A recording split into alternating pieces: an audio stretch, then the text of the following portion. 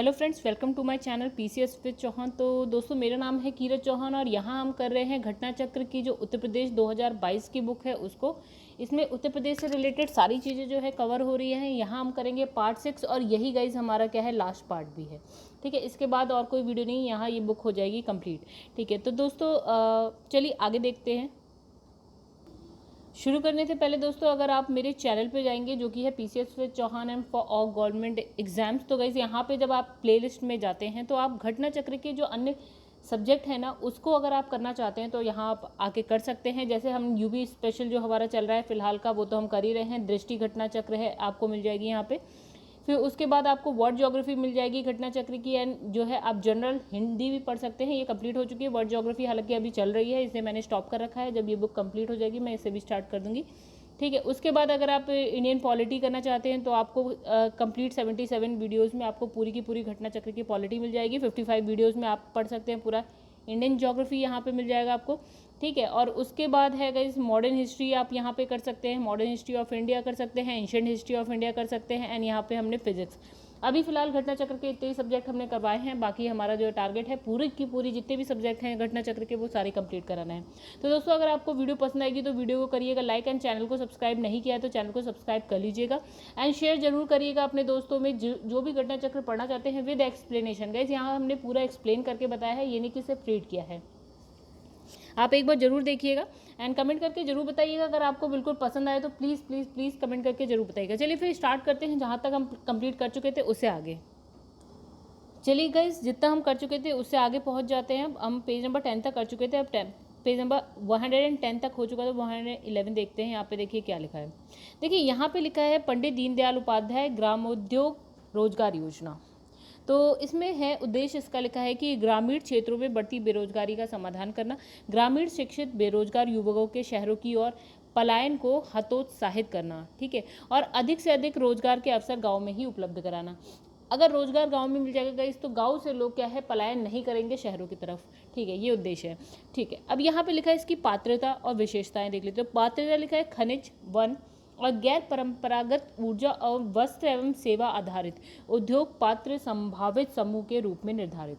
ठीक है, अब यहाँ पे विशेषता देखिए क्या लिखा है कि उत्तर प्रदेश के सभी जनपदों के ग्रामीण क्षेत्रों में एक जनपद एक उत्पाद इंपॉर्टेंट के अंतर्गत चिन्हित उत्पादों को वरीयता देना। ठीक है, अब इसमें लिखा है कि योजना के तहत स्थापित इकाइयों को अधिकतम 13% ब्याज उपादान का लाभ और 3 वर्षों तक अन्य सुविधाएं अनुमन। फिर इसमें लिखा है नेक्स्ट, यहाँ लिखा है कि राज्य सरकार द्वारा इस योजना के अंतर्गत युवाओं के लिए जो है 25 लाख रुपए तक ऋण का प्रावधान है। ठीक है, आगे बढ़ते हैं। यहाँ लिखा है मुख्यमंत्री समग्र ग्राम विकास योजना। तो देखिए यहाँ पे इसके जो शुभारंभ है वो हुआ है 24 जनवरी 2018 को उत्तर प्रदेश दिवस के अवसर पर। कब होता है उत्तर प्रदेश दिवस? तो ये हो गया 24 जनवरी। ठीक है, अब लिखा है कि शुभारंभ स्थल क्या है, तो अवध शिल्प ग्राम लखनऊ से। ठीक है, अब यहाँ पे लिखा है क्रियान्वयन करता तो ग्राम विकास विभाग द्वारा। ठीक है, विशेषता देख लेते हैं तो सीमावर्ती क्षेत्रों अंतर्राष्ट्रीय अंतर्राज्यीय पर स्थित उपेक्षित ग्रामों का सर्वांगीण विकास करना। ठीक है, अब ये आप कहेंगे अंतर्राष्ट्रीय, तो गाइस देखिए अगर आप देखें तो उत्तर प्रदेश जो है आपका नेपाल से सीमा साझा करता है, तो नेपाल एक दूसरा देश हो गया, तो अंतर्राष्ट्रीय बोल दिया इसने। अब इसमें लिखा है वन टांगिया मुसहर एवं थारू आदि वर्गों के बाहुल्य वाले ग्रामों का स्थायी और समेकित विकास करना। ठीक है, आगे बढ़ जाते हैं। इसमें लिखा है मुख्यमंत्री समग्र ग्राम विकास योजना के प्रमुख तत्व। तो देश की रक्षा में शहीद हुए सेना और अर्ध सैनिक बलों के सैनिकों के ग्रामों को शहीद ग्राम घोषित करना एक चीज। अब इसकी विशेषता देख लेते हैं तो इसमें लिखा है इन ग्रामों को पक्के सड़क मार्गों से जोड़ना, और इन ग्राम संपर्क मार्ग का नाम क्या है, गौरव पथ होना। ठीक है, अब इस जो इन ग्रामों में तोरण द्वारा या शहीद हुए सैनिकों की मृत्यु भी स्थापित की जाएगी। ओके, मूर्ति भी स्थापित की जाएगी। अब इसमें लिखा है मुख्यमंत्री सामूहिक विवाह योजना। तो देखिए शुभारंभ इसका उत्तर प्रदेश सरकार द्वारा किया गया। आवश्यकता गरीबी रेखा से नीचे जीवन यापन करने वाले सभी वर्ग की कन्याओं का विवाह। के मतलब उनके विवाह हेतु। फिर यहाँ हो गया आपका संचालन, तो समाज कल्याण विभाग द्वारा होगा। और विशेषता की बात करें तो पात्र कन्या के अभिभावक उत्तर प्रदेश के मूल निवासी हों और उनकी जो है पारिवारिक आय जो है गरीबी रेखा से नीचे हो, तो ये चीज़ होनी चाहिए। ठीक है, अब यहाँ लिखा है मुख्यमंत्री सामूहिक विवाह योजना, तो इसमें लिखा है मुख्य प्रमुख तथ्य की बात करें तो विधवा और तलाकशुदा महिलाएं भी इस योजना में शामिल होंगी। फिर इसमें लिखा है धनराशि, तो प्रति जोड़े पर क्या है सरकार द्वारा 51,000 रुपये व्यय किया जाएगा, यानी कि खर्च किया जाएगा। फिर इसमें लिखा है आयोजन, नगरीय निकाय, नगर पंचायत, नगर पालिका परिषद और नगर निगम। ठीक है, अब यहाँ लिखा है क्षेत्र पंचायत, फिर लिखा है आपका जिला पंचायत, फिर लिखा है स्वैच्छिक संस्थाएं आदि जिन्हें जिलाधिकारी द्वारा सामूहिक विवाह कार्यक्रम हेतु अधिकृत किया जाएगा। ठीक है, अब इसमें लिखा है कि विवाह के लिए महिलाओं की न्यूनतम आयु 18 वर्ष और पुरुषों की कितनी होनी चाहिए, 21 वर्ष होनी चाहिए। फिर सामूहिक विवाह कार्यक्रम में न्यूनतम 10 जोड़ों का होना अनिवार्य है, मतलब जो है कम से कम 10 जोड़े होंगे तभी होगा। ठीक है, इससे कम पे नहीं। तो अब लिखा है उत्तर प्रदेश चावल निर्यात प्रोत्साहन योजना 2017 से 2022। ठीक है, अब यहाँ लिखा है कि 13 दिसंबर 2017 को उत्तर प्रदेश मंत्रिमंडल द्वारा उत्तर प्रदेश चावल निर्यात प्रोत्साहन योजना को आगामी 5 वर्षों के लिए लागू करने का निर्णय किया गया। ठीक है, और ये योजना 7 नवंबर 2017 से 6 नवंबर 2022 तक लागू रहेगी। ठीक है, अब इसमें लिखा है बासमती चावल का निर्यात दायित्व सिद्ध करने हेतु धान से चावल की रिकवरी का न्यूनतम मानक कितना 45% रखा गया। प्रत्यक्ष निर्यातकों को एपीडा भारत सरकार की संस्था में कराए गए पंजीकरण को मान्यता प्रदान की जाएगी। उन्हें प्रदेश में पृथक रूप से कोई पंजीकरण नहीं करना होगा। फिर यहाँ लिखा है गाइस कि नॉन बासमती चावल निर्यात के संदर्भ में निर्यात दायित्व सिद्ध करने हेतु धान से चावल की रिकवरी का न्यूनतम मानक 50% निर्धारित है, और यहाँ कितना था गाइस 45%। ठीक है, अब इसमें लिखा है प्रत्यक्ष निर्यातक यदि किसान या किसान उत्पादक संघ से क्रय करता है तो उसे 2.5% की छूट तथा अड़तियों के माध्यम से क्रय करता है तो उसे 2% की छूट प्रदत्त होगी या की जाएगी। अब लिखा है अप्रत्यक्ष निर्यातकों को शासन द्वारा निर्धारित प्रक्रिया के अनुसार पंजीकरण कराना होगा। ओके, आगे बढ़ जाते हैं गाइस। ठीक है, यहाँ लिखा है प्रधानमंत्री फसल बीमा योजना, चलिए पढ़ते हैं इसमें क्या लिखा है। इसमें लिखा है कि 9 मार्च 2019 को उत्तर प्रदेश सरकार द्वारा प्रधानमंत्री फसल बीमा योजना तथा पुनर्गठित मौसम आधारित चावल बीमा योजना को वर्ष 2019-20 एवं आगामी वर्षों के लिए खरीफ और रबी के मौसम में लागू करने का निर्णय लिया गया, और इस अवधि में यह योजना जो है खरीफ और रबी फसलों के लिए ग्राम पंचायत स्तर पर प्रदेश के सभी जनपदों में लागू की गई। चलिए, अब यहाँ पे देखिए क्या लिखा है प्रधानमंत्री फसल बीमा योजना प्रमुख तथ्य की बात करते हैं। देखिए यहाँ पे लिखा है क्रियान्वयन तो भारतीय कृषि बीमा कंपनी के द्वारा, राइट। अब इसकी वित्तीय सहायता की बात कर रहे थे तो प्रतिकूल मौसम की स्थिति में अधिसूचित क्षेत्र में अधिसूचित फसल की बुआई न कर पाने पर होगी। ठीक है, दूसरा हो गया आपका फसल बुआई से कटाई की अवधि में प्राकृतिक आपदाओं के कारण अगर कुछ प्रॉब्लम आती है तो यहाँ पे सहायता मिल जाएगी। फिर लिखा है कृमियों से फसल नष्ट होने, कृमि मतलब गई कीड़े मकोड़े जो होते हैं, ठीक है, तो और रोगों तथा फसल कटाई के बाद आगामी 14 दिनों में खेत में कटी फसल की क्षति की स्थिति में कृषकों को बीमा कवर के रूप में वित्तीय सहायता प्रदान की जाएगी या प्राप्त होगी, राइट। तो इसके बाद यहाँ लिखा है विशेषताएं, चलिए भी पढ़ लेते हैं। इसमें लिखा है फसल की प्रति हेक्टेयर उत्पादन लागत बीमित राशि के रूप में निर्धारित। दूसरा इसमें लिखा है कि खाद्य फसलों हेतु कृषक द्वारा वाहित प्रीमियम अंश खरीफ फसल हेतु बीमित राशि का 2%। फिर लिखा है रबी फसल हेतु 1.5% तथा वास्तविक प्रीमियम जो है दर जो कम हो, ठीक है। और फिर लिखा है नगदी फसल हेतु बीमित राशि का 5% और बीमा कंपनी द्वारा कृषकों को देय क्षतिपूर्ति की राशि बैंक खाते में जमा करने की व्यवस्था।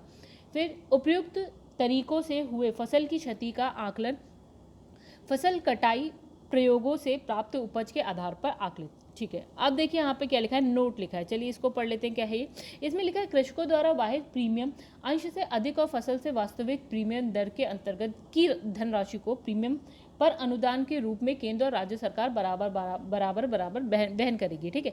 अब चलिए आगे बढ़ते हैं। तो इसमें लिखा है पुनर्गठित मौसम आधारित फसल बीमा योजना, तो ये लागू हो रही है कब, खरीफ और रबी फसलों के लिए ग्राम पंचायत स्तर पर प्रदेश के सभी जनपदों में होगी, राइट। और इसमें लिखा है विशेषता, तो इसमें लिखा है जोखिम के दृष्टिगत प्रदेश के सभी 75 जनपदों को 6 से 7 जनपदों के 12 समूह में विभाजित किया जाएगा। फिर चयनित जनपदों के प्रत्येक ब्लॉक में स्वतंत्र एजेंसी के माध्यम से मौसम मापी यंत्र द्वारा कम वर्षा, अधिक वर्षा, कम या अधिक तापमान आदि का प्रतिदिन का क्या आंकड़ा एकत्रित करना। फिर इसमें लिखा है इन्हीं एकत्रित आंकड़ों के आधार पर योजना के प्रावधानों के अनुसार क्षति का आकलन कर कृषकों को क्षतिपूर्ति का भुगतान उनके बैंक खाते में किया जाता है। ओके, आगे बढ़ जाते हैं। तो गाइस यहाँ लिखा है कि एडवांस लाइफ सपोर्ट एम्बुलेंस सेवा, प्रमुख तथ्य की बात कर लेते हैं। तो इस सेवा का फ़ोन नंबर क्या है, 108 है। अब केंद्र सरकार के राष्ट्रीय स्वास्थ्य मिशन NHM के द्वारा एम्बुलेंस की उपलब्धता सुनिश्चित की जाएगी। फिर यहाँ पे लिखा है कि इस सेवा का इमरजेंसी रिस्पांस सेंटर लखनऊ में स्थापित है। शुभारंभ 13 अप्रैल 2017 को उत्तर प्रदेश के मुख्यमंत्री योगी आदित्यनाथ द्वारा हुआ। ठीक है, विशेषताएं भी देख लीजिए। सभी एम्बुलेंस जीवन रक्षक प्रणाली से सुसज्जित हैं। ठीक है, और यहाँ लिखा है transport, ventilator, multi para monitor आदि उपकरणों से लेस होगा। फिर इसमें है GPS सिस्टम से मॉनिटरिंग होगी। फिर इसमें लिखा है चिकित्सा हेल्थ केयर लिमिटेड द्वारा संचालित, मई 2021 से। ठीक है, आगे बढ़ते हैं हम। यहाँ पे ठीक है, तो यहाँ नेक्स्ट है आपका गाइस पंडित दीनदयाल उपाध्याय किसान समृद्धि योजना। चलिए इसे भी पढ़ लेते हैं। शुभारंभ हुआ इसका 8 अगस्त 2017 को। संचालन अवधि 2017-18 से 2021-22 तक। फिर क्षेत्र है बुंदेलखंड क्षेत्र के 7 जनपदों को छोड़कर शेष 68 जिलों में संचालित। लाभार्थी कृषक और कृषक मजदूर। परियोजना के क्षेत्र के चयन में उन क्षेत्रों को प्राथमिकता जहां लघु सीमांत कृषकों, अनुसूचित जाति कृषकों, अनुसूचित जनजाति कृषकों एवं भू आवंटियों की अधिकता हो। ठीक है, आगे बढ़ते हैं। तो गाइस नेक्स्ट इसमें लिखा है पंडित दीनदयाल उपाध्याय किसान समृद्धि योजना प्रमुख तथ्य। आइए देखें, तो इसमें लिखा है चयन का आधार क्या है, जल समेत क्षेत्र के आधार पर। ठीक है, प्रमुख कार्य इसमें लिखा है कि बांध निर्माण, सुरक्षित जल निकासी हेतु नाले का निर्माण आदि। अब इसकी विशेषताएं देख लेते हैं। तो इसमें लिखा है चयनित परियोजना क्षेत्र के 100% अनुदान पर बीहड़ बंजर भूमि सुधार तथा जल भराव क्षेत्र का उपचार मनरेगा के तहत क्रियान्वित। फिर इसमें लिखा है कृषि वानिकी के साथ साथ उपचारित क्षेत्र में 50% अनुदान पर फसलोत्पादन कार्य भी संपादित। लाभ की बात करते हैं तो इस योजना के संचालित होने से कृषि उत्पादन और उत्पादकता में वृद्धि, जिसके फलस्वरूप कृषकों की आय में वृद्धि। चलिए नेक्स्ट पे आ जाते हैं। तो इसमें लिखा है नया सवेरा योजना। तो वैसे इसका उद्देश्य क्या है, श्रमिक बच्चों को चिन्हित करके उन्हें बाल श्रम से मुक्ति दिलाना और उनका सामाजिक, शैक्षणिक और नैतिक विकास करना। शुभारंभ हो गया इसका 16 जून 2017 को श्रम विभाग उत्तर प्रदेश के द्वारा। फिर यहाँ लिखा है यहाँ लिखा है प्रभावी क्रियान्वयन एवं अनुश्रवण, तो ब्लॉक स्तर पर बाल अधिकार संरक्षित समिति द्वारा। फिर जिला स्तर पर जनपदीय बाल श्रम उन्मूलन समिति द्वारा। श्रमिक बच्चों की संख्या योजना के प्रारंभ के समय 21.76 लाख अनुमानित। विशेषता 14 वर्ष से कम आयु के सभी कामकाजी बच्चों को सूचीबद्ध कर इनको विद्यालय भेजना और तकनीकी ज्ञान उपलब्ध कराना। फिर यहाँ लिखा है सर्वेक्षण, तो बाल श्रम से सर्वाधिक प्रभावित 20 जिलों के चिन्हित ग्रामों हॉट स्पॉटों को बाल श्रम से मुक्त किए जाने हेतु डोर टू डोर सर्वेक्षण। उत्तर प्रदेश की पूर्व की प्रमुख कल्याणकारी योजनाएं। चलिए आइए भी देख लें। तो इसमें लिखा है सबला योजना, तो उद्देश्य 11 से 18 वर्ष की जो किशोरियां स्कूल नहीं जा सकती उनके स्वास्थ्य, शिक्षा और कौशल संबंधी सुधार हेतु। शुभारंभ इसका हो गया 2011। फिर इसमें लिखा है विस्तार क्षेत्र राज्य के 22 जिलों में पायलट प्रोजेक्ट के रूप में प्रारंभ। ओके नेक्स्ट देख लेते हैं। तो इसमें लिखा है राष्ट्रीय स्वास्थ्य बीमा योजना, शुभारंभ केंद्र सरकार द्वारा 2007 में हुआ। आवश्यकता इसकी क्या है, गरीबी रेखा के नीचे जीवन यापन करने वाले परिवारों के लिए। नोट, तो इसमें लिखा है 30,000 रुपये की वार्षिक चिकित्सा मदद वाली राष्ट्रीय स्वास्थ्य बीमा योजना 1 अप्रैल 2008 से उत्तर प्रदेश में प्रारंभ। ओके, चलिए आगे बढ़ जाते हैं। तो गाइस इसमें लिखा है नया सवेरा विकास योजना, शुभारंभ 2012। फिर है इसमें विशेषता इसकी क्या है, ब्याज रहित ऋण प्रदान करना, मतलब ब्याज नहीं लगेगा। और इसका वर्तमान नाम क्या है, पंडित दीनदयाल उपाध्याय नगर विकास योजना। चलिए आगे बढ़ जाते हैं। तो इसमें लिखा है प्रारंभ, योजना का नाम देखिए 2001 में कौन, शिक्षा मित्र योजना उत्तर प्रदेश में शुरुआत कल्याण सिंह के मुख्य मंत्रित्व काल में। फिर इसमें लिखा है 2006 पंचायत मित्र योजना उत्तर प्रदेश में। 2005 राष्ट्रीय ग्रामीण स्वास्थ्य मिशन उत्तर प्रदेश में, राइट। चलिए आगे बढ़ जाते हैं। उत्तर प्रदेश की प्रमुख नीतियों की बात करते हैं। तो गाइस यहाँ पे लिखा है कि उत्तर प्रदेश ऑक्सीजन उत्पादन संवर्धन नीति 2021। तो इसमें लिखा है स्वीकृति 2021 को उत्तर प्रदेश सरकार द्वारा 15 मई 2021 को, राइट। फिर इसमें लिखा है निवेश, तो 100 करोड़ रुपए तक के पूंजी निवेश प्रस्ताव तथा उससे अधिक निवेश हेतु राज्य कैबिनेट के समक्ष प्रस्तुत करना अनिवार्य है। सब्सिडी की भी बात कर लेते हैं। तो इसमें लिखा है कैपिटल सब्सिडी 3 समान वार्षिक किस्तों में देने की व्यवस्था। कार्यान्वयन उच्च स्तरीय समिति का गठन जो नोडल संस्था इन्वेस्ट यूपी को प्राप्त आवेदन का मूल्यांकन कर इसकी संतुति करे, लागू 16 मई 2021 से 6 महीने की अवधि के लिए वैध। ओके, आगे बढ़ जाते हैं। इसमें लिखा है उत्तर प्रदेश ऑक्सीजन उत्पादन संवर्धन नीति 2021 प्रमुख तत्व। यहाँ देखिए उद्देश्य क्या लिखा है, प्रदेश में ऑक्सीजन उत्पादन के अवसरों को बढ़ावा देना। उत्तर प्रदेश को ऑक्सीजन उत्पादन के क्षेत्र में चिकित्सा औद्योगिक क्षेत्र में आत्मनिर्भर बनाना। प्रमुख उपकरण की बात करें तो लिक्विड ऑक्सीजन हो गई, क्रायोजेनिक टैंक हो गए, zeolite oxygen cylinder, oxygen concentrator, oxygen भंडार और परिवहन उपकरण आदि, राइट। अब यहाँ लिखा है कि कैपिटल सब्सिडी बुंदेलखंड तथा पूर्वांचल में 25%, मध्यांचल में 20% और पश्चिमांचल में कितना है 15%। अब यहाँ लिखा है कार्यान्वयन हेतु उच्च स्तरीय समिति के अध्यक्ष अब स्थापना औद्योगिक विकास आयुक्त होंगे। चलिए उत्तर प्रदेश डेटा सेंटर नीति 2021 मंजूरी 25 जनवरी 2021 को उत्तर प्रदेश के राज्य के मंत्रिमंडल द्वारा। अवधि हो गई आपकी अधिसूचना की तिथि से 5 वर्ष तक। और विशेषता की बात करें तो गाइस यहाँ पे लिखा है डेटा सेंटर इकाई के आसपास बड़ी संख्या में सूचना प्रौद्योगिकी तथा सूचना प्रौद्योगिकी जनित इकाइयों की स्थापना, राइट। फिर लिखा है 3 संभावित डेटा पार्क्स तथा 10 डेटा सेंटर इकाइयों की स्थापना। लगभग 4,000 व्यक्तियों को प्रत्यक्ष और 10,000 से 20,000 लोगों के लिए अप्रत्यक्ष रोजगार सृजित होने की संभावना। चलिए अब नेक्स्ट है उत्तर प्रदेश निर्यात नीति 2020 से 25। इसकी स्वीकृति की बात करें तो 2020 को उत्तर प्रदेश के मंत्रिमंडल द्वारा, मतलब 25 नवंबर, ठीक है। अब क्रियान्वयन उत्तर प्रदेश निर्यात प्रोत्साहन ब्यूरो द्वारा संपादित। विशेषता की बात करें तो पशु क्रय विक्रय हेतु ई हार्ट पोर्टल का विकास किया जाएगा। लाभ कृषकों की आयु दोगुना करना। तो गाइस ये आयु तो नहीं हो सकती, कृषकों की आयु आप दोगुना नहीं कर सकते, हाँ आय को जरूर दोगुना कर सकते हैं। तो कृषकों की आय दोगुना करना, कृषि क्षेत्र में निर्यात को बढ़ावा देना। उत्तर प्रदेश के कृषि प्रोत्साहन नीति से अनाच्छादित सभी अवयवों को अंगीकृत किया जा सकेगा। ओके, आगे बढ़ जाए। अब लिखा है यहाँ पे गाइस उत्तर प्रदेश निर्यात नीति 2020-25 के प्रमुख फोकस क्षेत्र कौन कौन से हैं।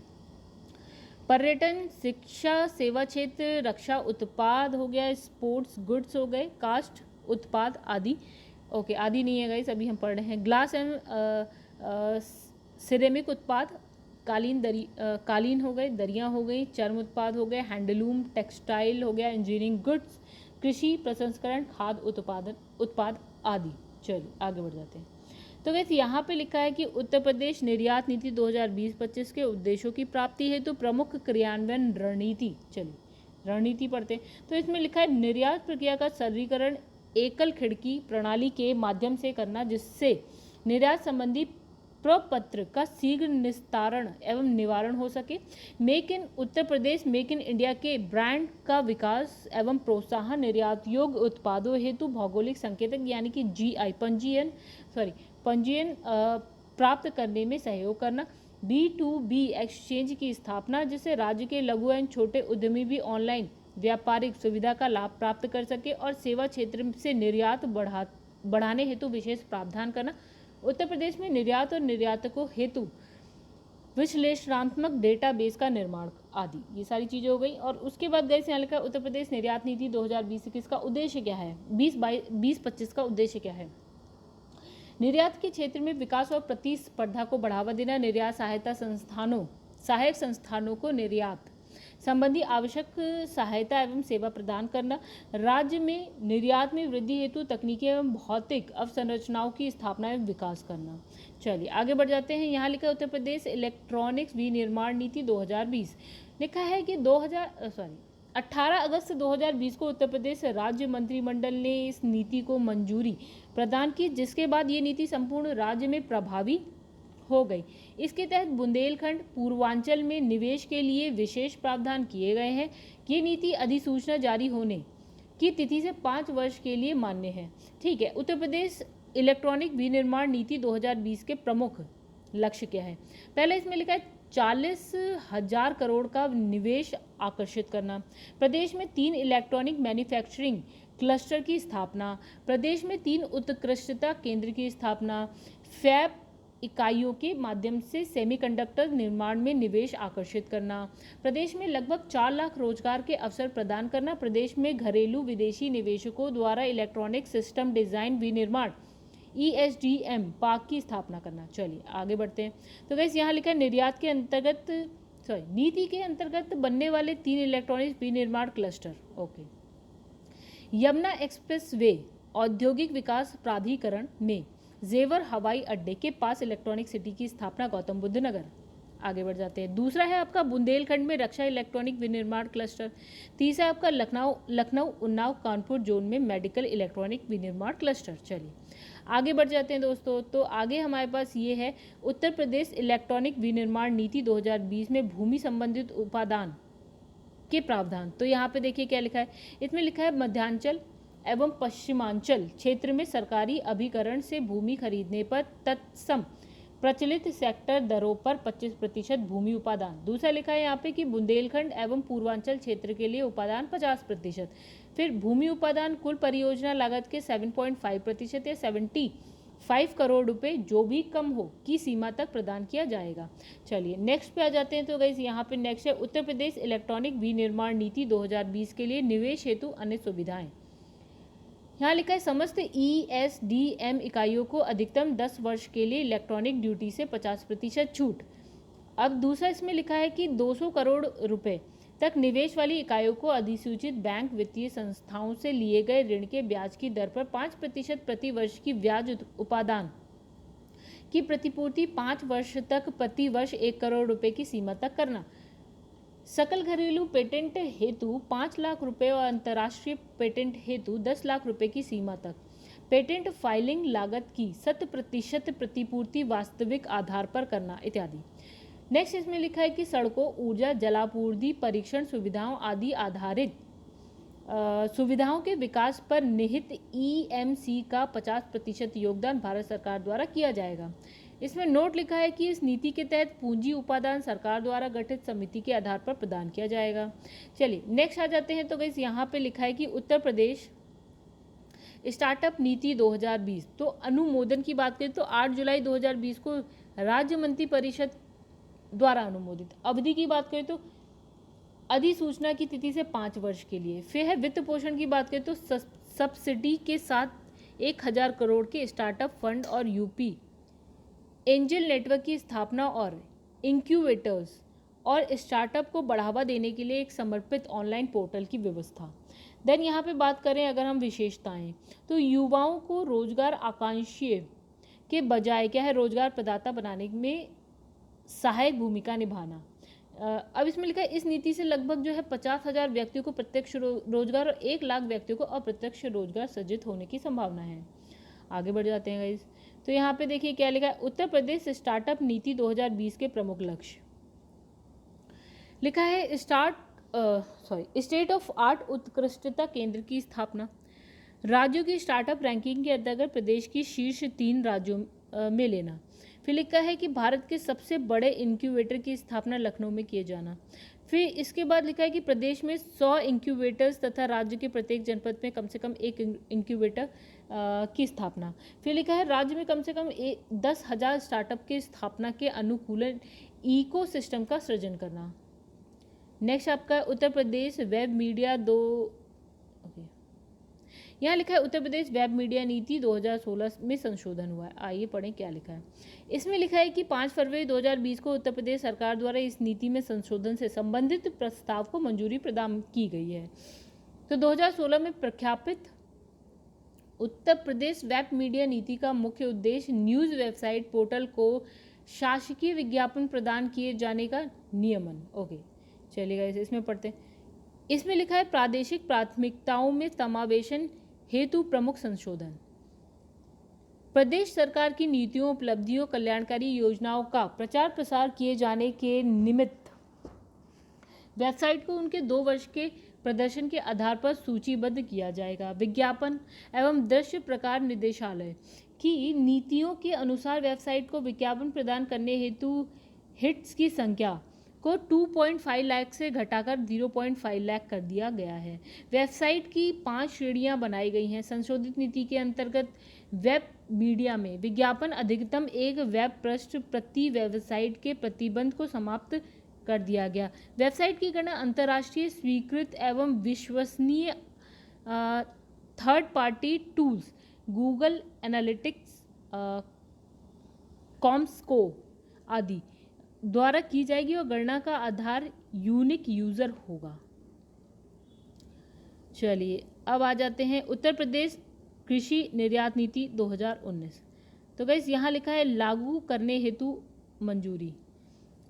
10 सितंबर 2019 को उत्तर प्रदेश सरकार द्वारा लक्ष्य राष्ट्रीय कृषि निर्यात नीति के लक्ष्यों को प्राप्त करना। उद्देश्य किसानों की आय में वृद्धि करना, कृषि क्षेत्र में निर्यात को बढ़ावा, अंतर्राष्ट्रीय बाजार का आकलन करना, उसके प्रबंधन से संबंधित बाधाओं को दूर करना आदि। फिर लिखा है विशेषताएं। तो यहाँ विशेषताएं कृषि निर्यात को 2024 तक 2 गुना करने का लक्ष्य, अच्छी कृषि पद्धतियों को प्रोत्साहन, रोग मुक्त क्षेत्र को विकसित करना। नेक्स्ट आ जाते हैं उत्तर प्रदेश कृषि निर्यात नीति 2019 प्रमुख तथ्य।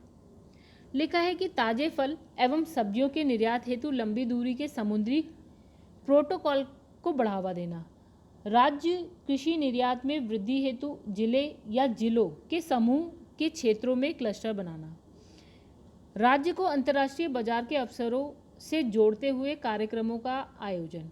इसके अतिरिक्त इन संकुलों के पास ही नए खाद्य प्रसंस्करण उद्योगों को भी स्थापित करना। नेक्स्ट है उत्तर प्रदेश इलेक्ट्रॉनिक वाहन मैन्युफैक्चरिंग नीति 2019। तो पूरक नीति की बात करें तो उत्तर प्रदेश औद्योगिक निवेश एवं रोजगार प्रोत्साहन नीति 2017 के पूरक के रूप में तैयार। मंजूरी 6 अगस्त 2019 को उत्तर प्रदेश सरकार द्वारा। विशेषता की बात करें तो प्रदेश में पहली बार इलेक्ट्रॉनिक वाहन के द्वारा विद्युत आधारित गतिशीलता पर ध्यान केंद्रित करते हुए नीति बनी। प्रदूषण को कम करने, इलेक्ट्रॉनिक मोबिलिटी को प्रोत्साहित करने हेतु राज्य सरकार द्वारा इस नीति को प्रख्यापित किया गया। फिर है उत्तर प्रदेश पर्यटन नीति 2018। आवश्यकता की बात करें तो पर्यटन की असीम संभावनाओं को मद्देनजर रखते हुए 5 वर्ष के लिए लागू। उद्देश्य उत्तर प्रदेश के शीर्ष पर्यटन राज्य के रूप में स्थापित करना। ओके, उत्तर प्रदेश को शीर्ष पर्यटन राज्य के रूप में स्थापित करना। और इसमें लिखा है प्रथम पर्यटन नीति। तो लिखा है वर्ष 1998 में उत्तर प्रदेश पर्यटन विभाग द्वारा प्रथम पर्यटन नीति घोषित। तो गाइस यहाँ उद्देश्य में और भी है जनसाधारण की उद्यमशीलता को प्रोत्साहन, पर्यटन के माध्यम से सतत और समावेशी विकास के लिए।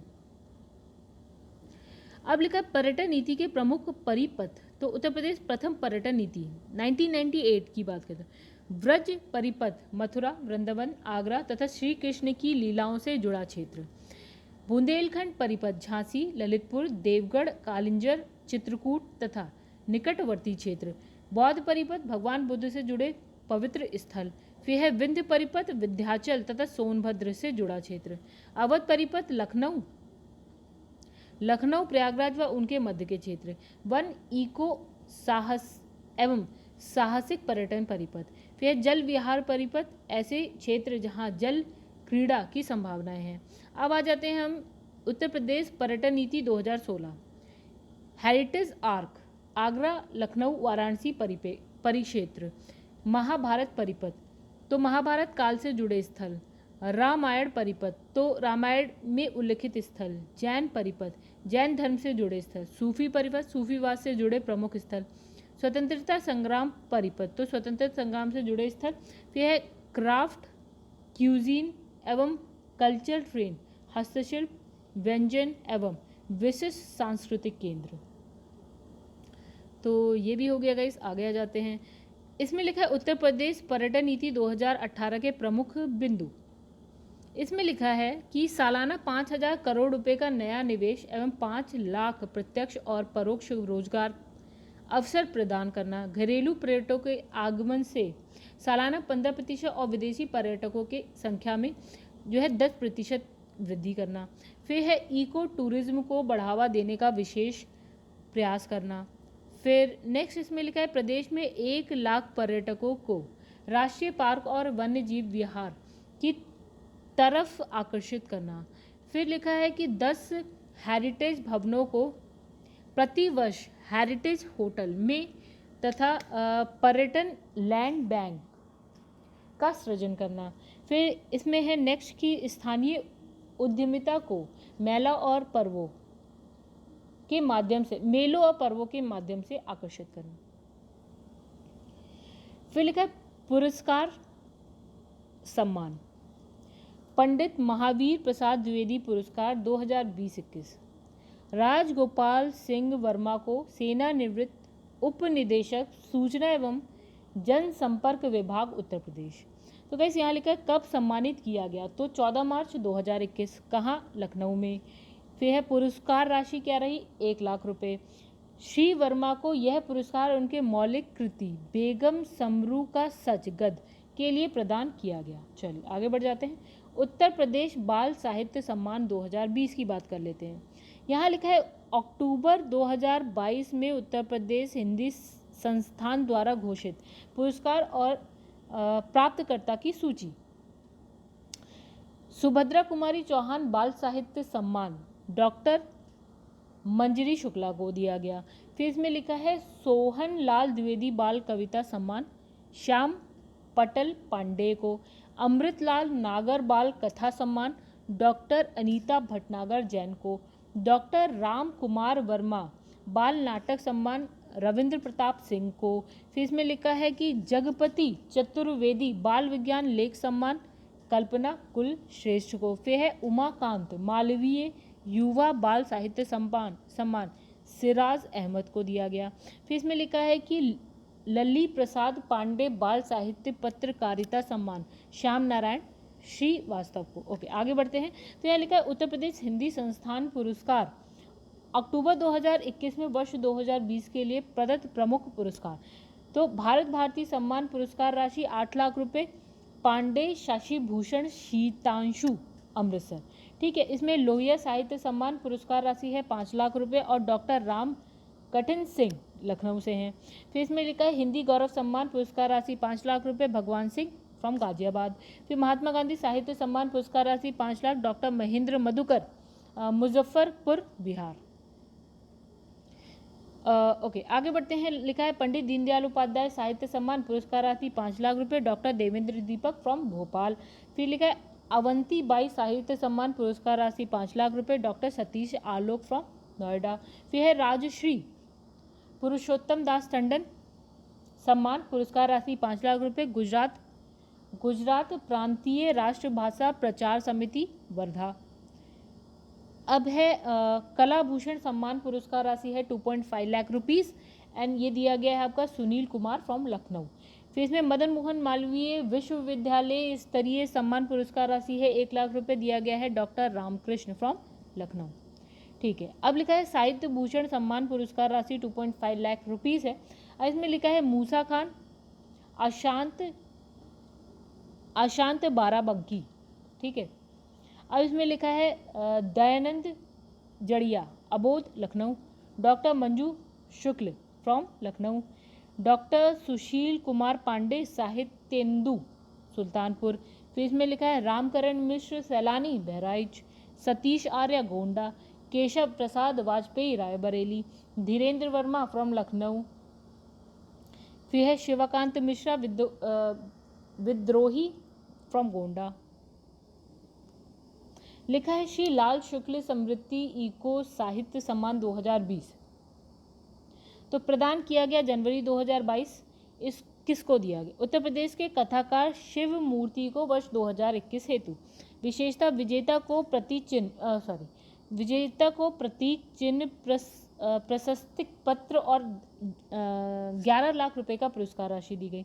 प्रमुख तथ्य की बात करें तो यह पुरस्कार इफ्को द्वारा वर्ष 2011 में प्रारंभ किया गया।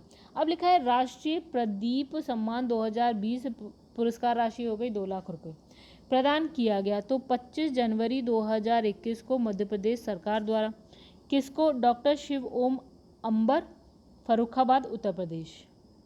अब बात करेंगे प्रधानमंत्री राष्ट्रीय बाल पुरस्कार 2021। प्रधानमंत्री राष्ट्रीय बाल पुरस्कार 2022 से सम्मानित उत्तर प्रदेश के बच्चे अभिनव कुमार चौधरी सामाजिक सेवा, फिर है चंधारी सिंह चौधरी फ्रॉम खेल के लिए, फिर जिया राय खेल के लिए। अब है पद्म पुरस्कार 2022 से सम्मानित उत्तर प्रदेश के व्यक्तियों की बात करते हैं। तो इसमें लिखा है पद्म विभूषण तो राधेश्याम खेमका मरणोपरांत यानी कि मरने के बाद साहित्य एवं शिक्षा के क्षेत्र में, फिर है कल्याण सिंह मरणोपरांत सार्वजनिक मामले। पद्म भूषण की बात करें कला में राशिद खान, ओके। फिर है वशिष्ठ त्रिवेदी साहित्य एवं शिक्षा। और फिर गाइस बात करेंगे हम यहाँ पे पद्मश्री की। यहाँ लिखा है कमलिनी अस्थाना एवं नलिनी अस्थाना कला, शिवनाथ मिश्र कला, शीशराम कला, सेठपाल सिंह अन्य कृषि, फिर है विधा बिंदु सिंह साहित्य एवं शिक्षा, फिर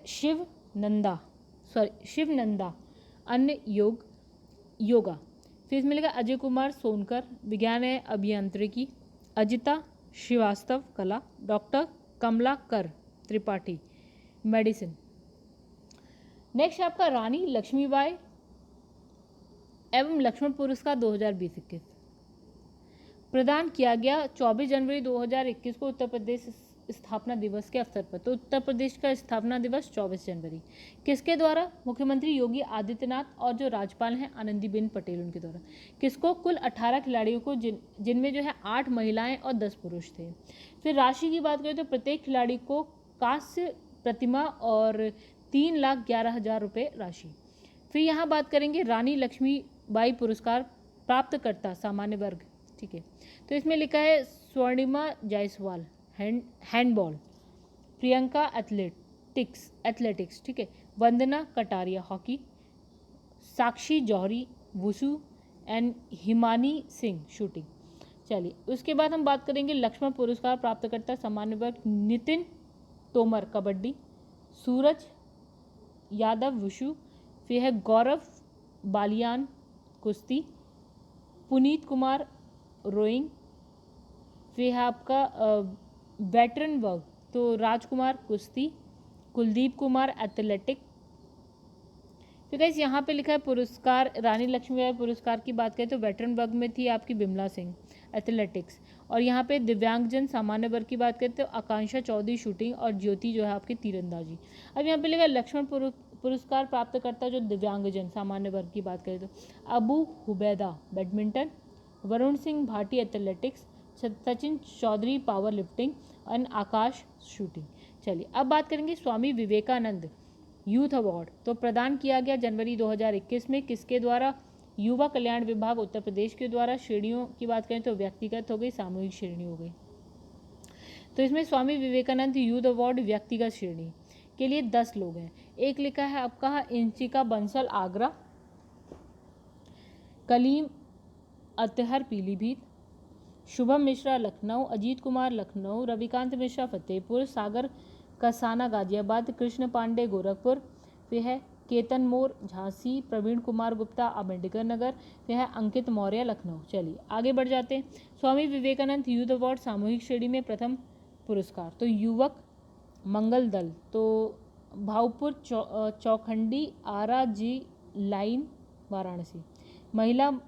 महिला मंगल दल तो मरुई आरा जी लाइन वाराणसी। अब लिखा है गोकुल एवं नंद बाबा पुरस्कार प्रदान किया गया 24 जनवरी 2021 को मुख्यमंत्री योगी आदित्यनाथ द्वारा। आवश्यकता क्या है? प्रदेश में दुग्ध उत्पादन में वृद्धि करने हेतु कृषकों को प्रोत्साहित करने के लिए वर्ष 2018-19 हेतु पुरस्कृत। प्रमुख पुरस्कार गोकुल पुरस्कार, नंद बाबा पुरस्कार। चलिए, तो गाइस यहाँ लिखा है नंद बाबा पुरस्कार। तो इसमें लिखा है भारतीय गौवंश की गाय की के माध्यम से सर्वाधिक दुग्ध उत्पादन हेतु दुग्ध संघ मथुरा की दुग्ध समिति बूढ़ासानी के सदस्य हरेंद्र सिंह को। फिर यहाँ लिखा है गोकुल पुरस्कार। प्रथम पुरस्कार दुग्ध संघ लखीमपुर खीरी की दुग्ध समिति बेल बामोती के सदस्य वरुण सिंह को। द्वितीय पुरस्कार दुग्ध संघ गोरखपुर की दुग्ध समिति माहोपार के सदस्य धीरेन्द्र सिंह को। फिर यहाँ हम बात करेंगे उत्तर प्रदेश संस्कृत संस्थान पुरस्कार 2020। तो बात करते हैं सर्वोच्च पुरस्कार। ओके, तो गाइस कहाँ से शुरू करी जाए? तो विश्व भारती पुरस्कार, ठीक है। किसको? प्रोफेसर ओम प्रकाश पांडे को। राशि क्या लिखा है गाइस? ये 5,01,000 रुपये। तो इसमें लिखा है प्रदान किया गया 20 अगस्त 2021 को। किसके द्वारा? उत्तर प्रदेश संस्कृत संस्थान लखनऊ द्वारा। चलिए, अब यहाँ लिखा है वर्ष 2020 हेतु अन्य पुरस्कार। तो महर्षि वाल्मीकि, डॉक्टर विशनलाल गौड़ गाजियाबाद। महर्षि नादर पुरस्कार चंद्रगुप्त श्रीधर वर्णेकर नागपुर महाराष्ट्र। फिर महर्षि व्यास पुरस्कार डॉक्टर कमला पांडे फ्रॉम वाराणसी। चलिए, नेक्स्ट यहाँ पे लिखा उत्तर प्रदेश के प्रमुख जिले एवं उनसे संबंधित प्रमुख तथ्य। तो कानपुर नगर की बात करते हैं। अच्छा वैसे यहाँ क्या लिखा है? कानपुर नगर है ये पूरा। तो इसमें क्या यहाँ है? देखिए, हरदोई, कन्नौज, कानपुर देहात, उन्नाव, यहाँ पे आता है फतेहपुर, यहाँ है हमीरपुर आसपास के, ठीक है। चलिए, आइए कानपुर नगर के बारे में देख लेते हैं थोड़ा सा। उत्तर प्रदेश राज्य औद्योगिक विकास प्राधिकरण, doctor Ambedkar institute of technology for handicap. प्रदेश में प्रस्तावित 7 IT सिटी में से एक कानपुर में भी। Uttar Pradesh cricket academy green park stadium. Uttar Pradesh वन अनुसंधान संस्थान साइबर सिटी। टेक्सटाइल एवं हॉजरी पार्क। फिर चकेरी हवाई अड्डा। Hindustan aeronautics limited. JK मंदिर। उत्तर प्रदेश लघु उद्योग निगम लिमिटेड 1958। विकास पार्क HBTI। फिर है विठुर आश्रम। उत्तर प्रदेश वस्त्र प्रौद्योगिक संस्थान JK कैंसर संस्थान। चंद्रशेखर आजाद कृषि एवं प्रौद्योगिकी विश्वविद्यालय।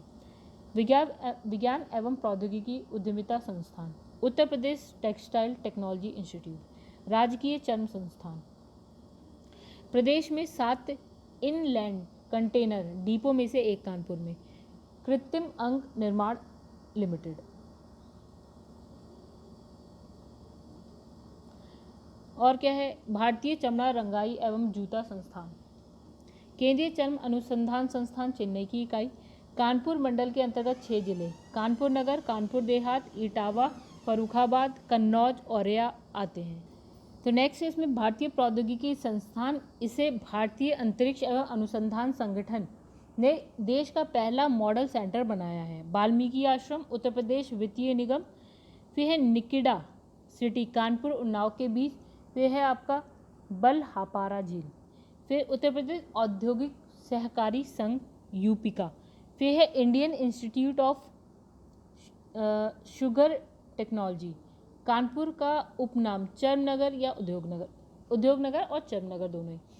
फिर उत्तर भारत का ये क्या है? मैनचेस्टर। फिर इसमें कानपुर से प्रकाशित दैनिक समाचार पत्र नवोदित, विश्वामित्र, फिर है जय भारत इत्यादि, ठीक है। अब इसमें लिखा है कि कानपुर से प्रकाशित साप्ताहिक पत्र राष्ट्रमत, नागरिक। पाक्षिक पत्र पत्रिकाएं कानपुर टाइम्स। फिर मासिक पत्र पत्रिकाएं के बाद भारतीय शिक्षा, श्रमजीवी, फिर उद्योग। चलिए आइए बात करते हैं लखनऊ की। तो गाइस लखनऊ के आसपास देखिए यहाँ के लिखा है बाराबंकी है, सीतापुर, उन्नाव, रायबरेली। चलिए आइए लखनऊ का भी पढ़ लेते हैं थोड़ा सा। तो इसमें लिखा है सुदूर संवेदन उपयोग केंद्र उत्तर प्रदेश के मध्यवर्ती भाग में स्थित गोमती नदी के किनारे तट पर लखनऊ मंडल से संबंधित जिलों की संख्या 6। लखनऊ, उन्नाव, रायबरेली, सीतापुर, हरदोई व लखीमपुर खीरी। फिर प्रदेश की राजधानी, विधानसभा, उच्च न्यायालय की खंडपीठ। फिर इसमें लिखा है न्यायिक अनुसंधान एवं प्रशिक्षण केंद्र। प्रदेश के 6 औद्योगिक न्यायाधिकरणों में से एक यहाँ पे स्थित है। फिर है राज्य स्तरीय सौर ऊर्जा पार्क, एशिया का प्रथम DNA बैंक। फिर फॉरेंसिक लैब 2 में से 1। फिर है साइबर थाना 2 में से 1। फिर इसमें लिखा है देश का 5वां मेमोरी लैब। फिर चिल्ड्रन टेक्नोलॉजी पार्क प्रस्तावित, प्रदेश के 3000 हाउस में से एक, रमाबाई अंबेडकर मैदान। फिर है स्कूटर्स इंडिया लिमिटेड, कृषि संयंत्र कारखाने, जामदानी, जरदोजी व चिकन का काम। फिर गजक एवं रेवड़ी उद्योग, central drug research institute, central institute of medicine एवं एरोमेटिक प्लांट्स, पशु जैविक औषधि संस्थान, क्षेत्रीय Ayurvedic research centre, Indian sugar cane research institute, central mega research institute, national bureau of fish genetic researches, then national botanical research institute, national botanical garden, central institute of subtropical horticulture. फिर है Birbal Sahni institute of palaeobotany. फिर Indian technological service research centre, कला एवं शिल्प महाविद्यालय। Then Atal Bihari Vajpayee चिकित्सा विश्वविद्यालय प्रस्तावित है। चलिए आगे भी देख लेते हैं इसमें और क्या क्या है। महाराजा बिजली पासी का किला। फिर इसमें लिखा है Kakori. Uttar Pradesh police of forensic science institute, institute of social studies. प्रदेश के आदर्श कारागार 1949। फिर है नारी बंदी निकेतन 1867। संपूर्णानंद कारागार प्रशिक्षण संस्थान, क्षेत्रीय साइंस सिटी, IT सिटी, सूचना प्रौद्योगिकी पार्क, जैव प्रौद्योगिकी पार्क, प्राणी उद्यान उत्तर प्रदेश में स्थापित 3 में से 1, software technology park, Lal Bahadur Shastri गन्ना किसान संस्थान, राज्य आपदा प्रबंधन अधिकरण, उत्तर प्रदेश निर्यात निर्माण। फिर है agro processing zone, agro park, Indian technological research centre, Uttar Pradesh कृषि अनुसंधान परिषद, मान्यवर काशीराम पर्यटन प्रबंधन संस्थान, डॉक्टर APJ अब्दुल कलाम प्राविधिक विश्वविद्यालय उत्तर प्रदेश, राजकीय प्रसंस्करण प्रौद्योगिकी संस्थान, Guru Gobind Singh sports college, KD Singh Babu stadium. फिर है जनजातीय एवं लोक कला सांस्कृतिक संस्थान, उत्तर प्रदेश जैन विधा शोध संस्थान, रीजनल फूड रिसर्च एवं एनालिसिस सेंटर। फिर है Messrs Asia bio energy Chennai द्वारा लखनऊ में कूड़ा कचरे से 5 मेगावाट विद्युत उत्पादन के लिए संयंत्र लगाया जा रहा है। घड़ियाल प्रजनन केंद्र, लुप्त प्रजातियों का प्रजनन केंद्र कुकरेल 1। फिर नगर निगम क्षेत्र के अंतर्गत 10 लाख या अधिक आबादी वाले प्रदेश के नगरों में प्रथम स्थान पर। फिर है प्रादेशिक औद्योगिक व पूंजी निवेश निगम, भारत रत्न श्री अटल बिहारी वाजपेयी इकाना अंतर्राष्ट्रीय क्रिकेट स्टेडियम, कला एवं संस्कृति से संबंधित अकादमी, राज्य ललित कला अकादमी, उत्तर प्रदेश संगीत नाटक अकादमी, भारतेंदु नाटक अकादमी, राष्ट्रीय कथक संस्थान। चलिए नेक्स्ट इसमें लिखा है प्रयागराज। तो प्रयागराज के आसपास भदोही, प्रतापगढ़ और कौशाम्बी। चलिए अब इसमें भी देख लेते हैं क्या क्या है। तो लिखा है मोतीलाल नेहरू राष्ट्रीय प्रौद्योगिकी संस्थान MNNIT, भारतीय सूचना प्रौद्योगिकी संस्थान IIT प्रथम।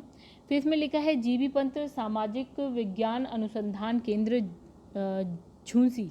फिर है northern religion institute of printing technology, नागरिक उड्डयन प्रशिक्षण केंद्र बमरौली।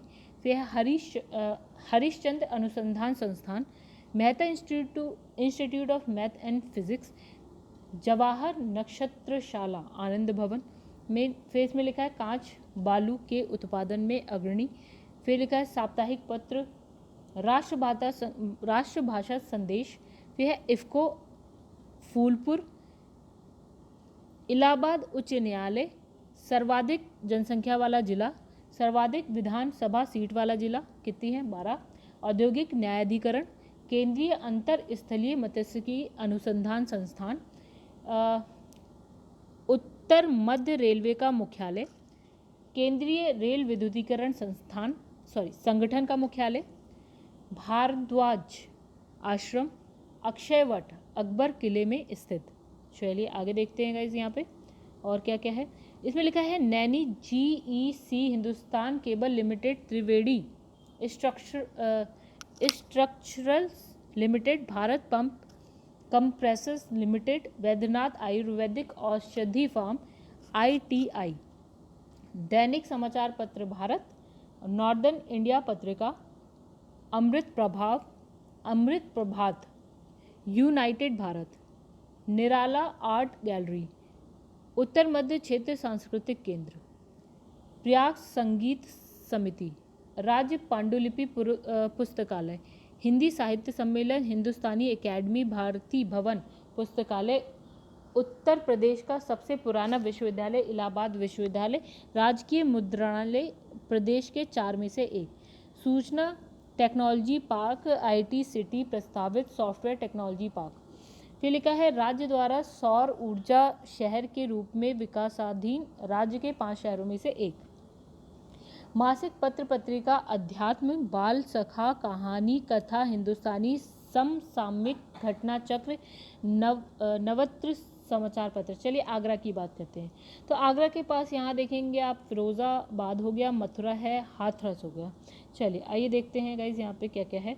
तो इसमें लिखा है कन्हैयालाल माणिकलाल केंद्रीय हिंदी संस्थान कार्यरत, फॉरेंसिक लैब लखनऊ के साथ आगरा में भी, साइबर थाना प्रदेश में दूसरा, साइबर क्राइम हेतु साइबर लैब, फिर है कीठम झील, सूर सरोवर पक्षी विहार, केंद्रीय हिंदी शिक्षण मंडल, राष्ट्रीय हिंदी संग्रहालय, ताज महोत्सव फरवरी माह में, फिर है Sulah Kul Mahotsav, state TB demonstration and training centre, then central leprosy institute, national parachute training college, फिर है प्रदेश में सर्वाधिक पर्यटकों के आगमन का केंद्र, चमड़ा निर्यात संवर्धन औद्योगिक पार्क। और देखते हैं यहाँ पे क्या क्या है। केंद्र के सहयोग से निर्माणाधीन सॉफ्टवेयर टेक्नोलॉजी पार्क, आगरा मंडल के अंतर्गत आगरा, मथुरा, फिरोजाबाद व मैनपुरी जिले आते हैं। आगरा यमुना नदी के तट पर अवस्थित है। फिर है खैरिया हवाई अड्डा, बटेश्वर मेला, पशु मेला, ऊंट मेला, नवरात्रि व गौर मेला, देन कैलाश मेला, दैनिक समाचार पत्र स्वराज टाइम, साप्ताहिक पत्र प्रेम प्रचारक, केंद्र द्वारा सौर ऊर्जा शहर के रूप में विकासाधीन, सूचना प्रौद्योगिकी पार्क IT सिटी प्रस्तावित, मासिक पत्र पत्रिका छात्र शक्ति, नोक झोंक, प्रतियोगिता दर्पण, साहित्य लोक, साहित्य संदेश, विज्ञान लोक, युवक। तो गाइस ये वाली बुक भी कंप्लीट हो चुकी है, जितनी थी पूरी की पूरी हम कंप्लीट कर चुके हैं। उसके बाद गाइस मैं बताना चाहती हूँ, अगर आप मेरे चैनल पे जाते हैं PCS with Chauhan and all for government exam and for all government exam, तो गाइस जब आप इसकी प्लेलिस्ट में जाएंगे तो देखिए आप UP स्पेशल कंप्लीट हो चुकी है। आज ये देख सकते हैं, दृष्टि घटना चक्र की बुक को देख सकते हैं आप। घटना चक्र की अभी हम जो कर रहे हैं वो है वर्ल्ड ज्योग्राफी। अभी हम 17 के बाद रुक गए हैं क्योंकि हम ये 2 बुक कंप्लीट करा रहे थे, और ये एक्सप्लेनेशन के साथ है, आपको ऐसे नहीं मिलेगी, ठीक है। और गाइस आप जनरल हिंदी देख सकते हैं, यहाँ पे पॉलिटी की बुक भी आपको घटना चक्र की मिल जाएगी, एंड इंडियन ज्योग्राफी मिल जाएगी, आपको मॉडर्न हिस्ट्री मिल जाएगी, एंड उसके बाद है एंशिएंट हिस्ट्री की बुक आप देख सकते हैं, घटना चक्र की, एंड फिजिक्स देख सकते हैं, और सारी की सारी एक्सप्लेनेशन के साथ है गाइस। अगर आपको पसंद आए तो प्लीज़ वीडियो को लाइक करिएगा, एंड चैनल को अभी तक सब्सक्राइब नहीं किया है तो चैनल को सब्सक्राइब करिएगा, एंड शेयर करिएगा अपने उन दोस्तों के साथ जो ये बुक्स करना चाहते हैं, एंड कमेंट करके हमें ज़रूर बताइएगा कि आपको मेरा पढ़ाया हुआ कैसा लगा। चलिए दोस्तों, इस बुक के संग यहाँ पे इस वीडियो को करते हैं कंप्लीट। बुक हो गई कंप्लीट।